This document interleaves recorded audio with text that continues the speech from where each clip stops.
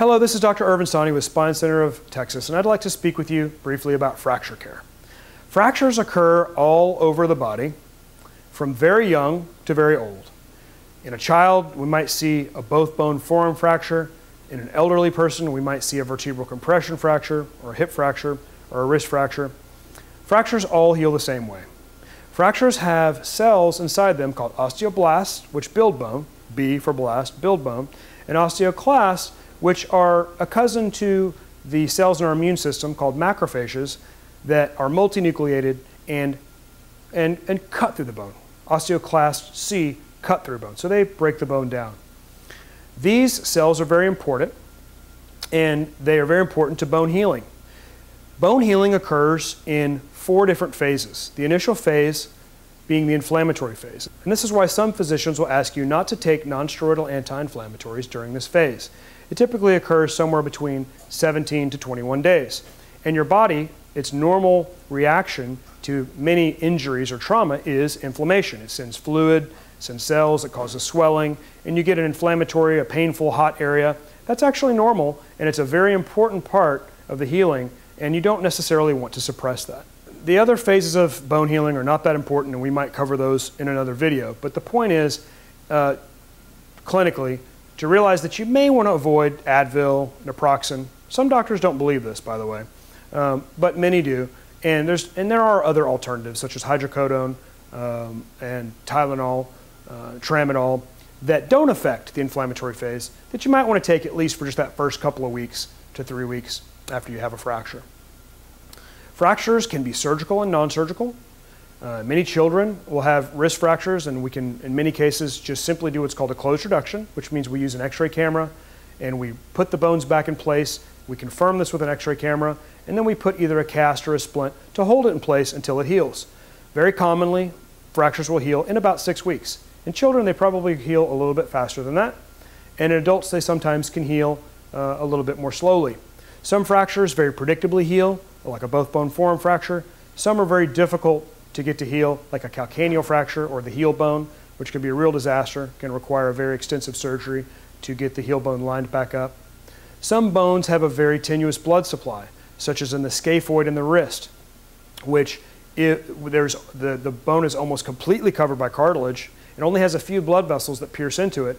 And so if your fracture results in a disruption of that blood vessel, it can cause what's called avascular necrosis. So for that reason, that type of fracture will often be casted for as long as 12 weeks, which is much longer than when we typically cast a fracture. So the fractures are different. Their treatment is different. It's important that you leave your splint or your cast in place while your fracture is healing. In some cases, we'll have to do what's called an open reduction versus a closed reduction, where we'll make an incision on your skin, physically look at the bones, and line them up. This often will happen with an ankle fracture. This will often happen with an elbow fracture. Again, if the fracture can be lined up appropriately and it can be maintained, the position can be maintained, then there oftentimes is no reason to open the skin. Another reason to open the skin in a wrist fracture is to get early range of motion. Many, many years ago, people would be put in body casts for back fractures for months, or they'd be put in leg casts or arm casts for months. What we've realized more recently is that this is very bad. This affects the motion of the joint around that fracture very adversely. In some cases, it can become actually impossible to get your full range of motion back after being casted for extended periods of time. This is why in many cases, in order to get an excellent reduction, that is line the bones up in a much more optimal fashion, as well as start early range of motion, in some cases we will do open reduction internal fixation, even when a closed reduction is still a reasonable option. This is very typical for a distal radius fracture. We could put many people in a cast for a distal radius fracture, but after being casted for 6 weeks, the bones sometimes fall out of place, especially if it's in the joint, and the articular surface of the joint surface is uneven, which can cause rapidly advancing arthritis and pain in the joint, and that's why it's very important to get those joint surfaces or articular surfaces lined up. But also important is that when I plate somebody's wrist, they're able to start early range of motion. Literally, they could start moving their wrist if they wanted to the day of the surgery.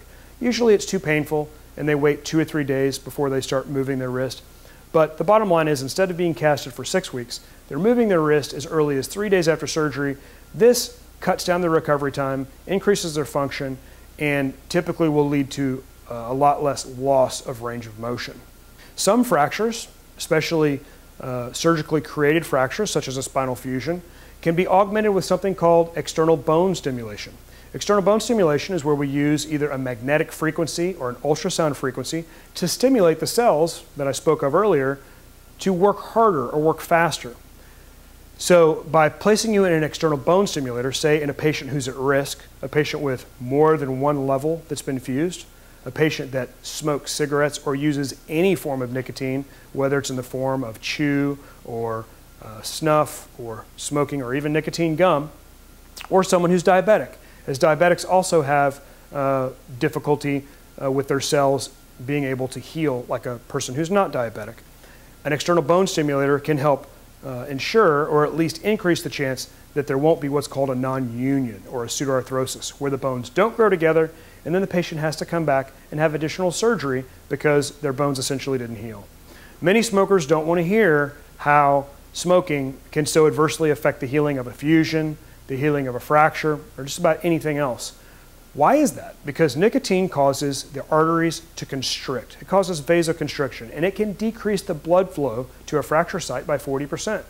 When your fracture is healing, it needs nutrition. It needs all the nutrients that are required for that bone to heal.